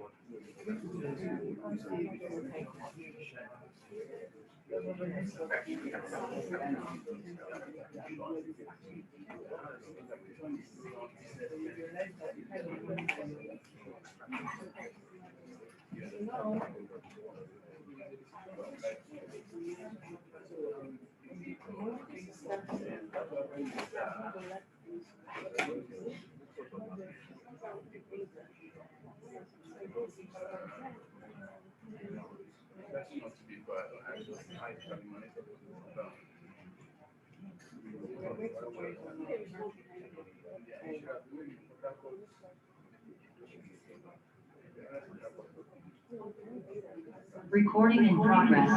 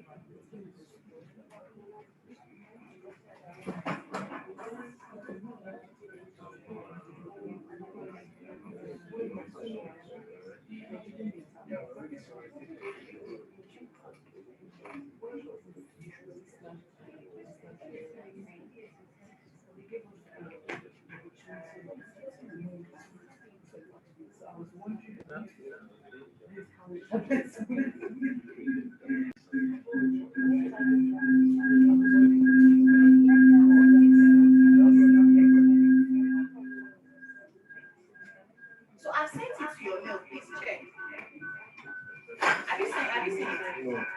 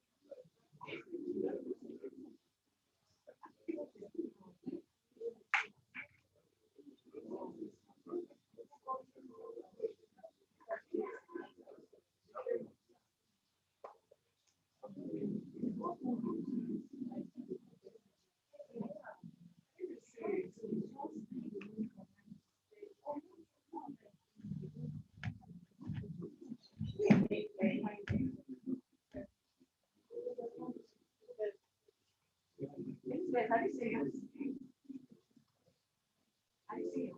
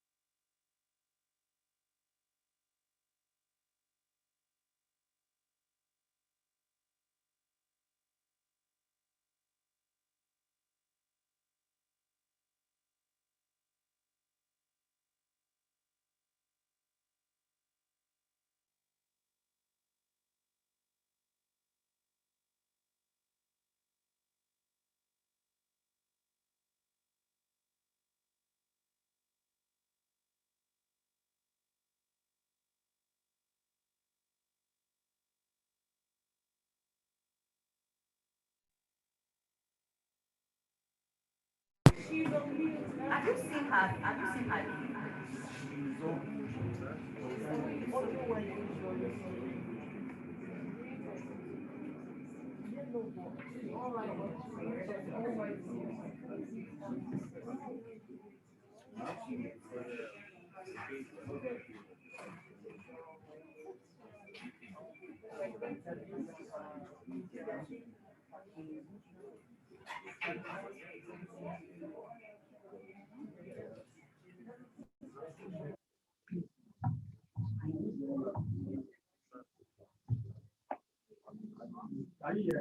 Hello? When did you mute me? Because I didn't mute myself. Hello, ma. Can you hear us? I've heard you. Yeah, I do. When did you mute me? Did you hear what I said about this slide? No, we didn't. We didn't hear, ma. Okay, what about this one? Ah, thank God, ma. We're Did you having hear? audio issues here. Sorry about that. Did you hear this one? We didn't hear from the beginning. Well, why didn't you talk? Thank you so much, ma. So how far back am I to go? From the beginning. Oh wow. Okay, well I will speed I will speed it from the beginning. Thank you so much, ma. Why didn't you talk? We're trying to work on it from here. We didn't want to install those online. Oh well, I think you really should have. Okay, well, I've started talking about this. I talked about the rationale and the need for the law and the fact that implementation is key for, primarily because while it's a welcome piece of legislation, 10 laws have been repealed by the coming into force of the PIA. And these include the laws establishing NNPC, PPPRA, and the Petroleum Equalization Fund, and also the DPR, which never had its law, since its change of name from being a petroleum inspectorate. Technically, they don't exist. So the new institutions are supposed to be up and running now. We therefore have a vacuum in the absence of implementation. What we should have done is had all those agencies, all the appointments ready to run with, so that with the with the enactment of the bill into an act, we'd have had these agencies, so we'd have been able to at least have a peaceful sort of transition. This is the slide here that shows the structure of the industry. We have the Minister of Petroleum, who is incredibly powerful and who is at the top of the food chain here. And this is contrary to practice contrary to established international governance practice now. He's there. He's also the chairman of the Midstream and Downstream Infrastructure Gas Fund as well, which is under the Nigerian Midstream and Downstream Regulatory Authority. This is a far simpler industry, so that is something that is really good. We have the Upstream Regulatory Commission, which is in charge of the technical and commercial aspects of the upstream, and then we have the Nigerian Petroleum Company Limited. We need to understand that we have these three main entities, but we have an infrastructure gas fund, which is also a legal entity under the authority. And then we have the incorporated joint ventures, which may or may not come to pass. And then we have the various subsidiaries of NNPC. We have the Communities Trust Fund, and here as well, we have incredibly strong settlor, who is basically the be-all and end-all. Incorporates the trust for the communities, appoints the board of trustees, determines all governance issues of the trust, appoints the secretary. So there are different issues there. I'm not going to dwell into them, but I think it's something that people really need to look at. And it's essential for there to be some agreement as regards their workability. So the new regulatory environment has a grid acreage system. The grids are in 1 kilometer parcels. And it is according to that there shall be allocations. There won't be discretionary allocations again, according to the Act, According to the Act, there will not be again. I've said discretionary allocations do not necessarily mean that you are not at all complying with governance. It depends on what the particular issues are. There might be something that is single source. There might be certain companies that are peculiarly have the peculiarities that are necessary for a particular allocation. It depends. There's a stipulated contract system. Provision has been made for crude and natural gas supply obligations. There's an open system in fact, there's a general licensing open system. So it means that once you comply with your provisions, once you comply, you will be given your acreage. Gas flaring still remains, which is a problem. I have talked about whether there should be a specified floor price that is mentioned in an amount as opposed to being an equation as well. Petroleum liquids are covered as well. So there is a prescribed regime for all petroleum liquids, ranging from the crude oil liquids down to the liquids in the downstream. There's provision for natural strategic stocks, for commissioning and abandonment, decommissioning and abandonment as well, which is quite, for environmentalists, is an important issue. And then we have the totally new legal regime for managing communities. Talked about the fiscals that I believe are still seen as favorable from persons I've talked to. A two-tier tax system with hydrocarbon tax and CETA with the different categories mentioned there. There is the Nigerian National Petroleum Corporation with shares held by Ministry of Finance Incorporated on behalf of the government, with agreed interests and liabilities of NNPC, the corporation, the one we know right now, being transferred to NNPC Limited, the futuristic one that technically is should come into existence soon. But like I've said, technically we have nothing. We have an extinguished NNPC and an NNPC Limited that is yet to come into place. Then IJVs. The PIA allows for IJVs if the parties so desire, and these are the sections within the bill. I just reproduced them there. So here I had not come to. Do you hear me? Please, I want to make sure that I'm being heard. Hello? Yes. Sorry, can you hear me? We can hear you, ma'am. Okay, thank you. So, is the Act an enabler? Has it created an attractive business environment? I would say the jury is still out. And I would say, frankly speaking, the drafting instructions for the act were dated. They did not incorporate realities of present situations in the world. So that is a bit of a problem. There are also, I mean, and these are some of the holes that I can see. It didn't capture 21st century scholarship and thinking about climate change. It didn't really capture or deal with any issues relating to providing energy to underserved communities. The move towards net zero is not captured at all. It didn't factor in a post-COVID petroleum industry, even though it was It was working during the pandemic, the concluding part, the part where many things could have been put in. I mean, was when there was a pandemic, in fact, which is still on now, but the world is vastly different. There was another point that I could have put, but I left it because I wonder why they're not talking. I think that it has not really, it has not really benefited our indigenous petroleum companies, but they are not talking. They have not said anything in this area. And so I'm wondering why. Are they under the illusion that they're the big boys in the game right now? I don't know. I don't think it captures them adequately. I do not believe in that type of equity. I don't think any country really does it.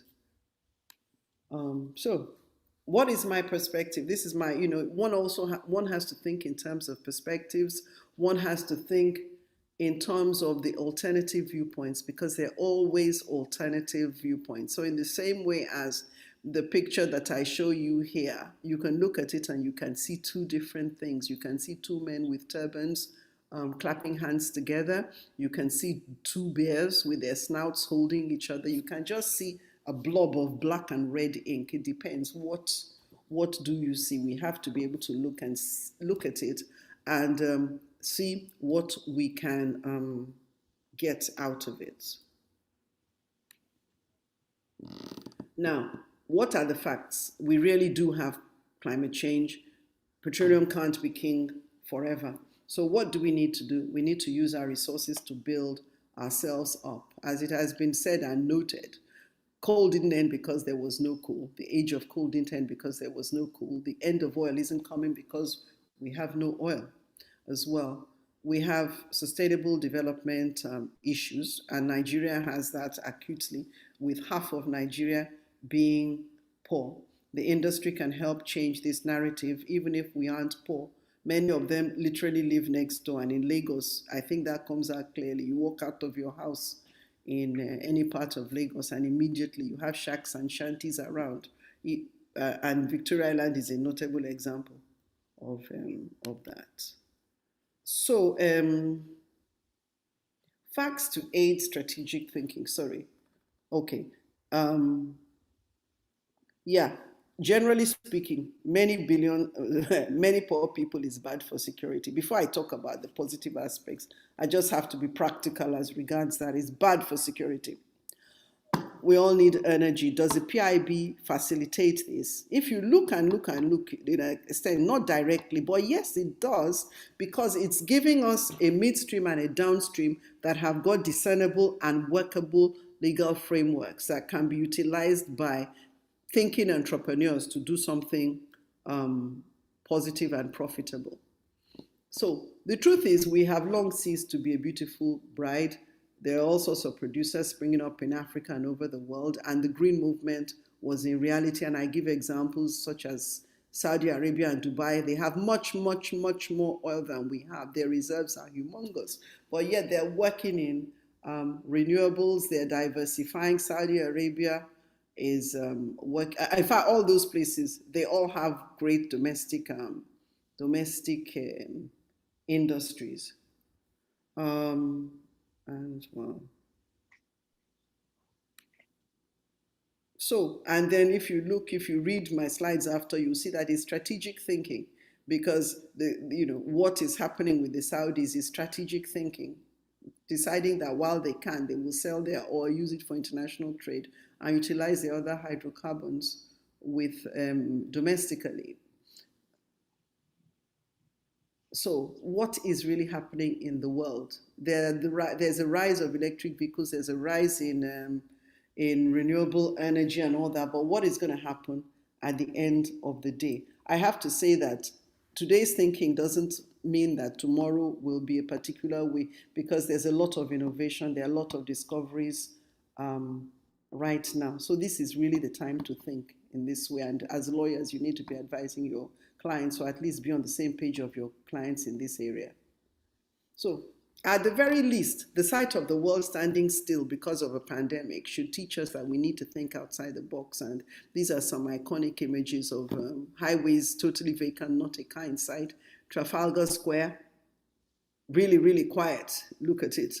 And then, of course, Times Square, not a person in sight in New York, in a city that they say doesn't sleep. So what are we to do? What are we to do here? We have never been too good at strategic thinking. We've never responded to things as we should. We've been slow. And I just think, has the enormity of the present state of the world and the inevitable direction of the industry dawned on us? I would say no, if we're sitting down and waiting for the government to do everything.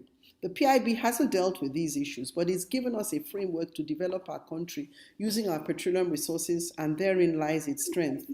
The private sector is key. I think a big mistake we make in Nigeria is looking up to government to do certain things that governments are not necessarily good at doing. We should leave them to give us a framework, and then we should try and ensure that they stick to that framework and give an operating environment whereby people can actively operate.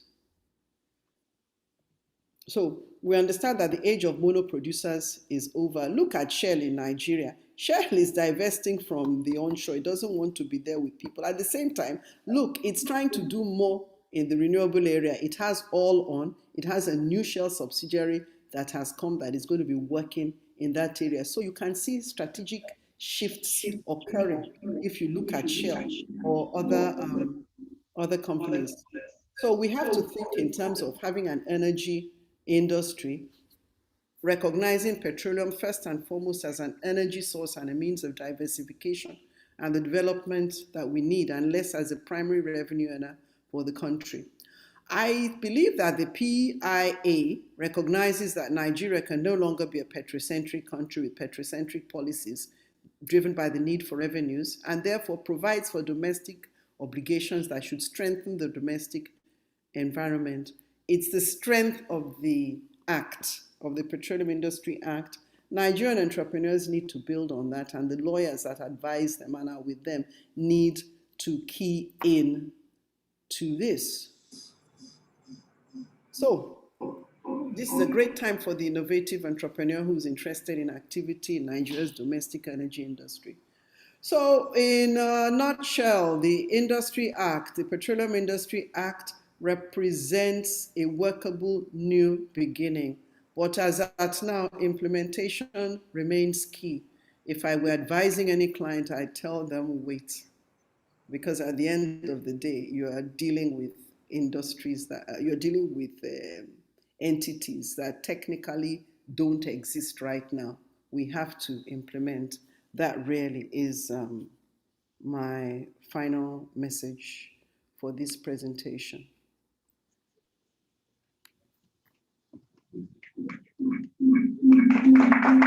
Thank you very much. Thank you.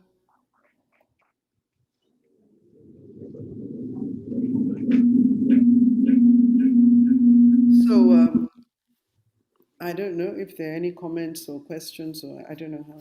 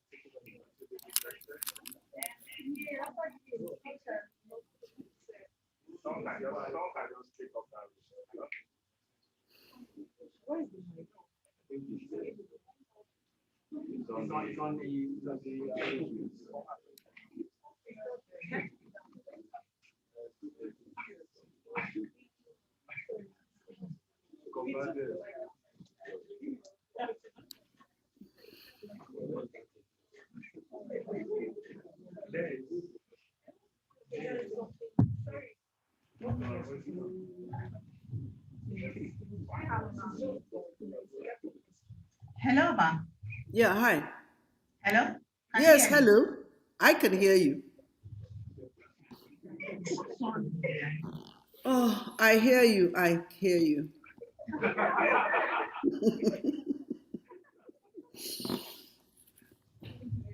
Thank you for the session, ma. So we have questions in-house, and I'll give them the microphone for them to ask the question. Okay. Who has questions, please?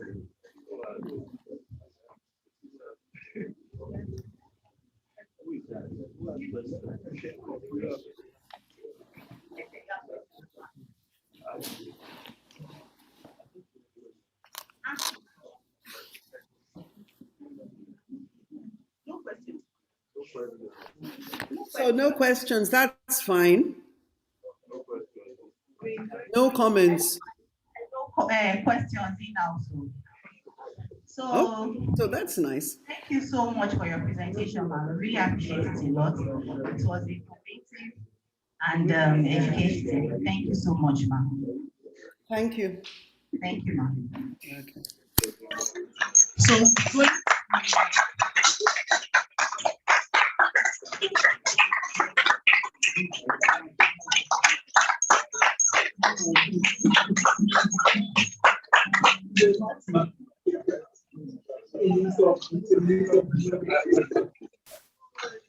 Come on.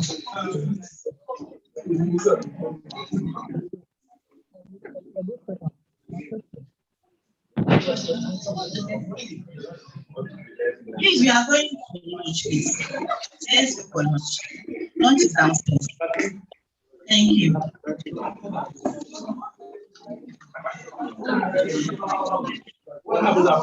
lunch, we are having commission for the last session for 20 minutes. That's it. Thank you.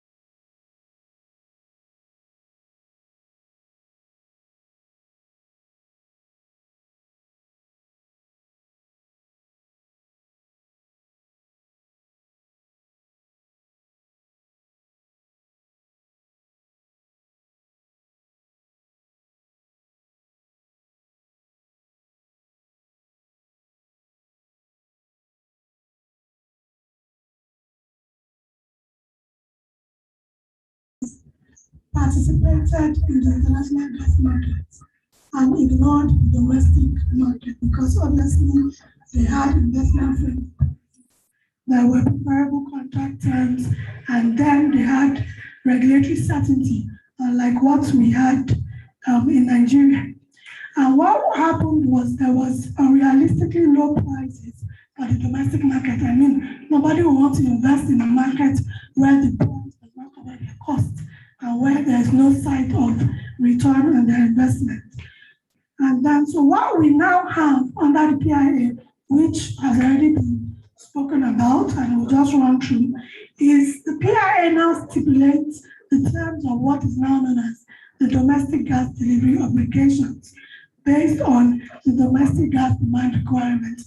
And then what happens is that the commission, which is the Nigerian Upstream Petroleum Regulatory Commission, will prescribe and allocate the domestic gas delivery obligations based on the domestic gas demand requirements issued by the midstream and downstream regulatory authority on a yearly basis.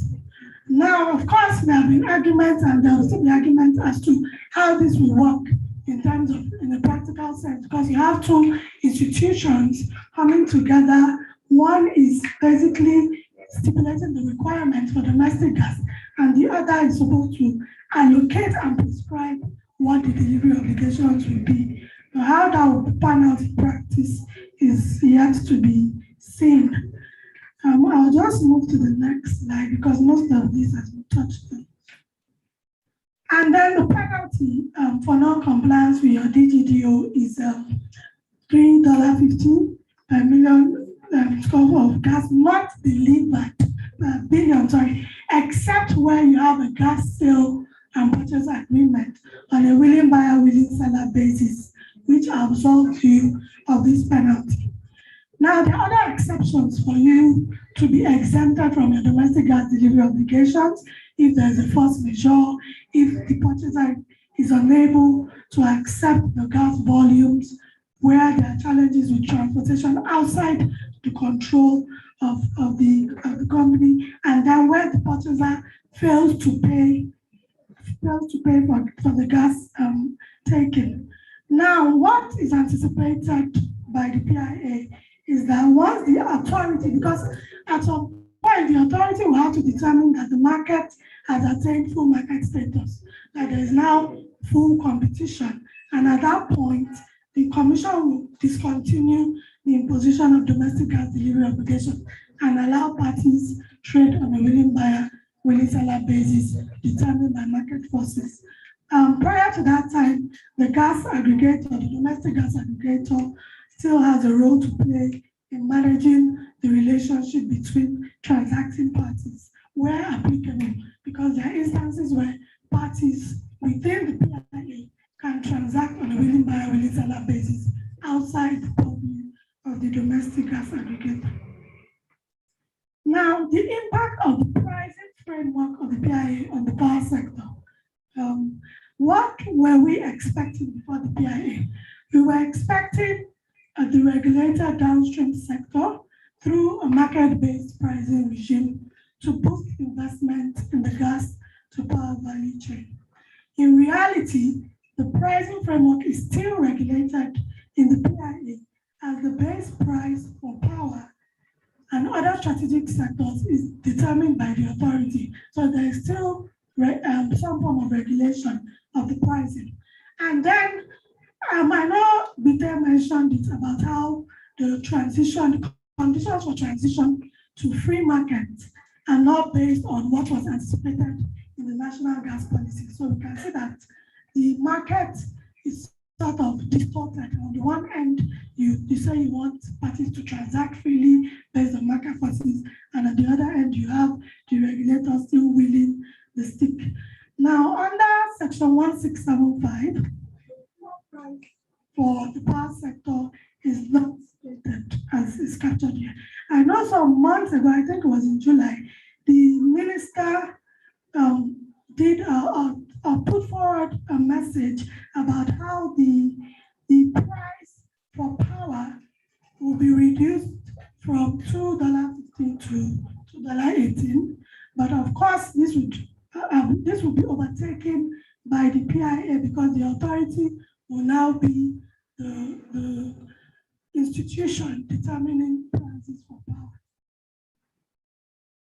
Now, what will be the impact of the PIA pricing framework on the power sector? The pricing matter, so the base price, like I said, will be determined by the authority on an annual basis. Now, if the authority determines that certain licensed service is a monopolistic activity, or where it feels that existing competition is not at a level beneficial to consumers, and where it feels like a licensee is a dominant provider, because obviously the plan is to prevent monopolistic behavior, then the authority will be able to regulate prices. But the pricing methodology will be subject to extensive stakeholder engagement. So similar to what happens in the power sector, where the tariffs, when they're about to be reviewed, NERC undertakes a consultation process and invites feedback from stakeholders. So a similar structure is anticipated within the Act. Now, the question that most people will be asking is, with all this price control, regulation, even in the power value chain, I'm sure, I don't know if I'm familiar with this whole issue about generation companies not being able to pay the gas suppliers because of the issues down the value chain. So with these sort of issues, the debt that gencos owe to gas suppliers, and even the uncertainty around the price of gas for power, what is the need for investors really? And then we have to also consider that low electricity prices will reduce incentives for development in like the renewable energy space. So, and things related to like smart grid development. And we know that these things are key in the energy transition debate. So key drivers for investment in gas to power, of course, there needs to be viable business model. The regulatory framework has to be clear. There have to be incentives. There have to be an appropriate value chain pricing across the gas to power. So we're not just looking at gas, we're also looking at how will this pricing feed through the power sector, because what happens is the prices feed from the generation company, the gas producers, to the generation companies, to the bulk trader, down to the discos. But the sad part of it is that the discos, that the distribution companies, cannot pass on that cost to customers in tariffs. So this is why the pricing framework has to be in sync and align with the end user tariffs. Of course, any investment in gas to power has to de-risk all the financial elements. Now, I said that ultimately to attract investments in power projects for increased energy access, the government will need to provide the necessary framework in the gas and electricity sectors to underpin, because in the power sector, we have power purchase agreements that span over 20 years or more. So it's very important that there is a coordinated framework across the value chain.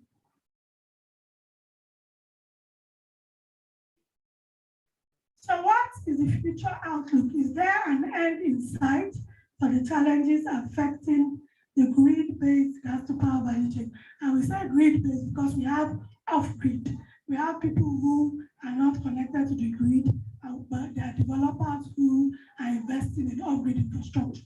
So essentially, it appears that the PIA has not changed the pricing framework for the gas to power nexus. And long-term expectations for price liberalization and viable investment will be hinged on a declaration of a competitive. So you know how in the PIA they expect that when the market is competitive enough, they will stop with the domestic gas delivery obligations and it will be open to competition. That expectation also fits into the power sector because at some point in the power sector, the market is supposed to open up for wholesale competition. So it will be expected that there will be a simultaneous declaration of competitive natural gas and power sector by the authority and the Nigerian Electricity Regulatory Commission. of course, with all the necessary ingredients being addressed first before that happens. However, there is an option for players in the power sector to explore the independent power producer option. So an independent power producer is not a successor generation company, it's a private power producer that sells power to either the distribution companies or eligible customers. So this might be a viable investment tool, given the right project economics and a willing buyer, willing seller arrangement. Now, what are the recommendations for a viable gas to power framework within the PIA? Infrastructure has already been dealt with. Obviously, there needs to be sufficient infrastructure and investment in that infrastructure. And thankfully, the PIA makes provision for that. Security is also a big issue in terms of vandalism of gas pipelines, etc. I don't think that was really addressed sufficiently in the PIA. And of course, the legal and regulatory framework, there has to be a unified approach for the for regulation of domestic supply of gas for power, because what happens is in the gas sector, pricing is based on cost, while in the power sector, it's an incentive-based pricing framework. It's based on the performance. So if you do not align the pricing framework, you're going to have mismatches in terms of cost recovery. And then we need to have, like I said, some market-based pricing regime is essential, because any form of subsidized pricing will create artificial competition. And then we need to ensure that we reduce as much subsidies, which will create higher wholesale end user prices for gas. Now, in terms of the gas to power pricing adjustment, there needs to be an alignment for the gas prices to align with what we call the multi-year tariff order in the power sector, and that those prices have to pass through. There have to be adequate pass-through mechanism. So pass-through is just when you feed the prices down the value chain into the end user tariffs. So that has to be in place, otherwise pricing framework will not be adequate. And then there has to be coordination and alignment of institutional behavior along the value chain, because I'm already wondering why there are two regulatory agencies created from the Act. And then you already have MEC on the power side. So you will have cases of increased transaction and administrative costs if these agencies do not work together, and they have to avoid duplicity of functions. Another thing we need to also ensure, which I think it was Israel, I can't remember who mentioned it, about how the policy has not, so what happens when you put forward the policy and you put it into law, you need to ensure that they align. And when there is any misalignment, you adjust either the policy or, of course, it's very difficult to amend the law, but if it has to be done, then it has to be done. So another thing we can do is continue tracking the implementation of our policy, because most of these policies are what has been encapsulated in the law. So in Korea, for example, the Ministry of Trade and Industry and Energy, they have what is called a long-term natural gas supply and demand plan, which they amend every 2 years over a 15-year period. So this is something, and that process doesn't even need, so it's just presented to the National Assembly. There's no need for a formal approval, and then the one relating to gas just requires ministerial approval. So a similar structure can be adopted. But the key recommendation is for the risks in the power sector to be mitigated. So things relating to the tariffs, things relating to transmission bottlenecks, those risks have to be mitigated, otherwise we'll just keep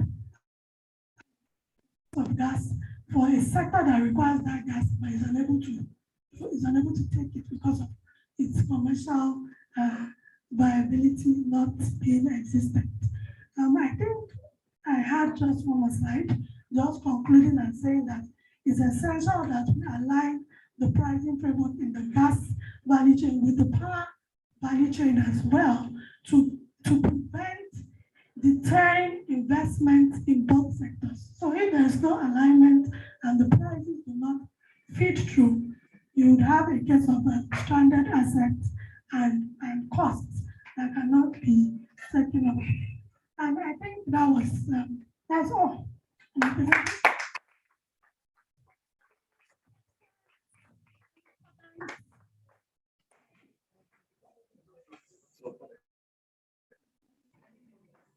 Any questions, any comments? Everybody's just like, I need to go and eat.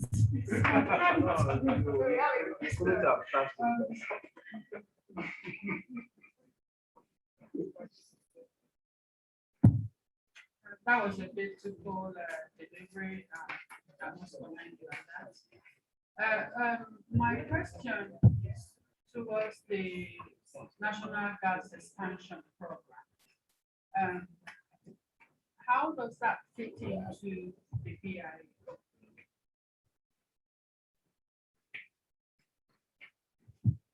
Okay, any other questions? So let us. Any other questions? No, okay. So the National Gas Expansion Program clearly fits into, because I had tried in my presentation, I had done some of the ongoing initiatives that the government is putting in place, one of which is the National Gas Expansion Program. So of course, because we have an act that is very keen on promoting development of the gas value chain, definitely that program would fit into the objectives of the act, because it's an offshoot, or it should be an offshoot of the provisions of the act.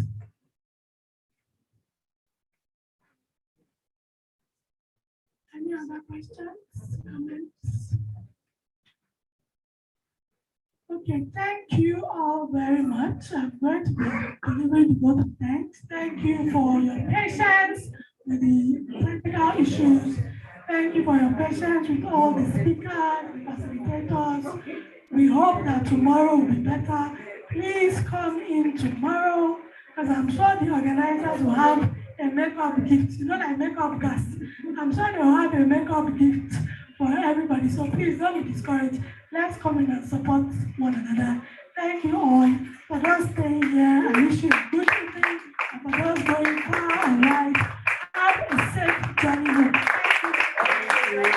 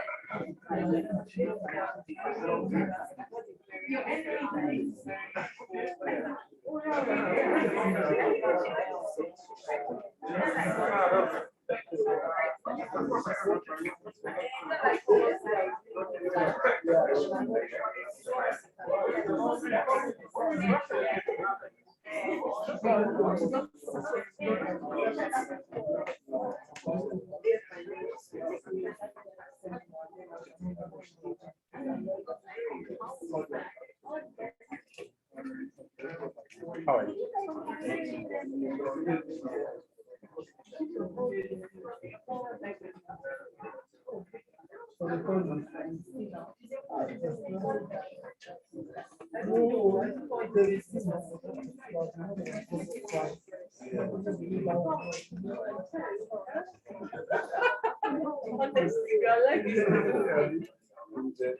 Small points.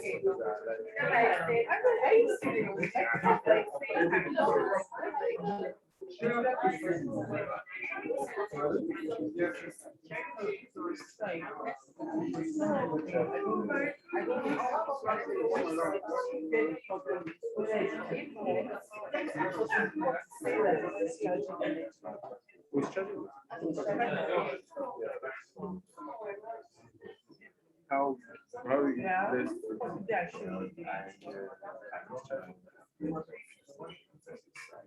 so we're done.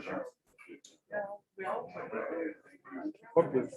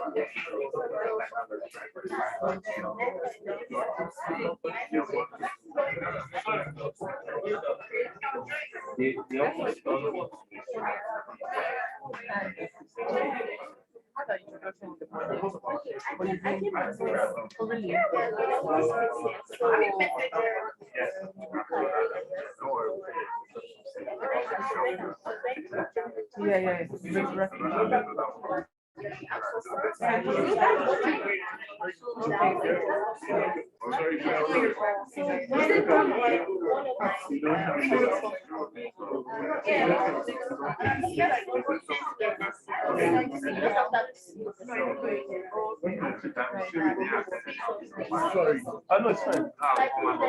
Oh, okay, nice.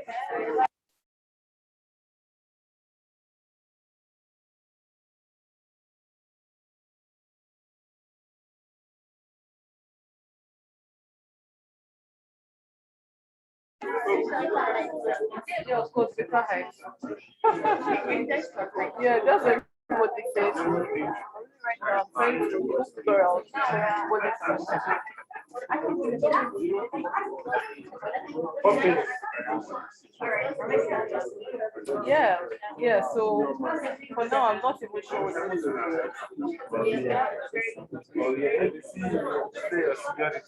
Yeah, very solid. So coming up from my side, kind of just have an idea what how this terrain works. This one, let me video.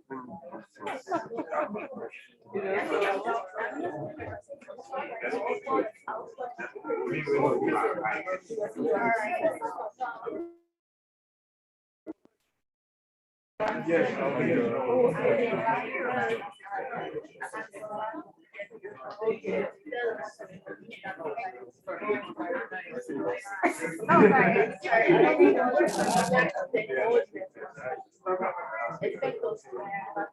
Oh, right. That's great. That's great. I mean, you're doing it very well. Yeah. Because you have a mentor. Please, let me just snap.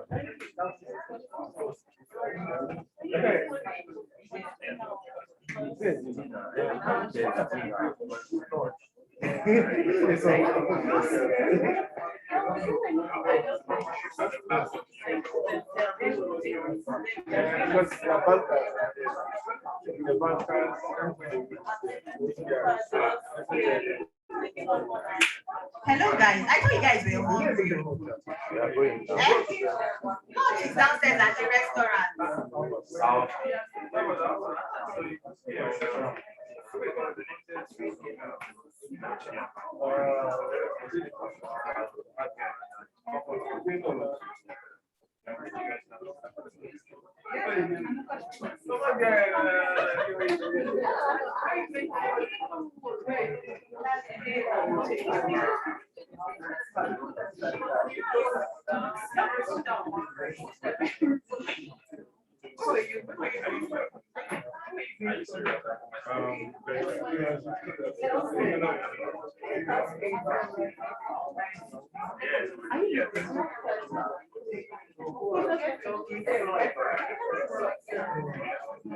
Hello, please, audience announcement for those staying in house. In the